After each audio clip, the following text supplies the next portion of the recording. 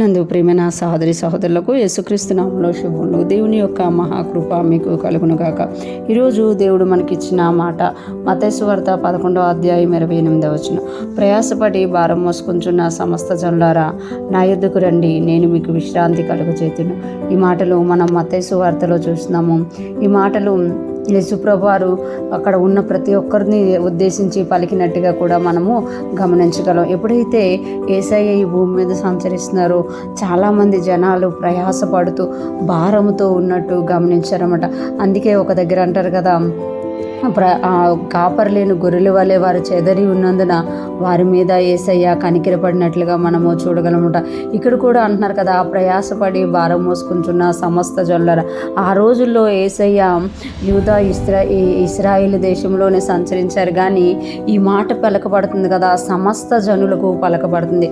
అంటే యేసుప్రభు వారు శిలువ మరణం పొందిన తరువాత సమస్త జనులు కూడా యేసయ్య నామములోనే విశ్రాంతి కలుగుతుందని ఆయన అందరిని ఉద్దేశించి ఈ మాట పలుకుతున్నట్టుగా మనం ఇక్కడ గమనించగలం. ప్రయాసపడి భారం మోసుకుంటున్న సమస్త జనులారా అంటే ఎవరి ప్రయాస వాళ్ళే భారం పడుతున్నారు, ఎవరి భారాన్ని వాళ్ళే మోసుకుంటున్నారు, ఎవరి కష్టము వాళ్ళే కష్టపడుతూ వేదన పడుతున్నారు. కానీ వాటన్నిటినీ తీర్చే దేవుడు ఒకడు ఉన్నారు అని ఇక్కడ యేసయ్య తెలియజేస్తుంది అనమాట.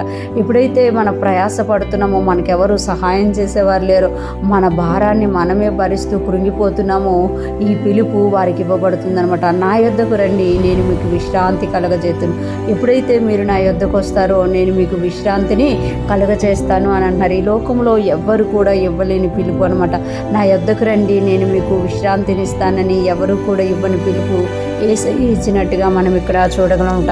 ఇప్పుడైతే మనం ఆ పిలుపును అందుకొని మనం ఆయన యొద్దకు వస్తామో, మన ప్రయాస అంతటి నుండి కూడా దేవుడు మనకి విడుదల కలగచేస్తారు. మనం ఏ భారం అయితే భరిస్తున్నామో, ఏ బాధనైతే అనుభవిస్తున్నామో వాటన్నిటి నుండి విడుదలనిచ్చి మనకు ఆయన రక్షకుడుగా మారతారనమాట.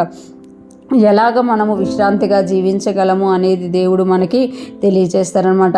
ఈ మాట విని అనేక కోట్ల మంది ప్రజలు ఇప్పటి వరకు యేసయ్య దగ్గరికి వచ్చి యేసయ్య ఇచ్చిన ఆ విశ్రాంతిని అనుభవించి అనేక మందిని ఆ విశ్రాంతిలోనికి తీసుకొని వచ్చినట్లుగా మనము గమనించగలమట. ఈరోజు ఫ్రెష్ మన వింటున్న ప్రతి ఒక్కరూ జ్ఞాపకం చేసుకోవాలి.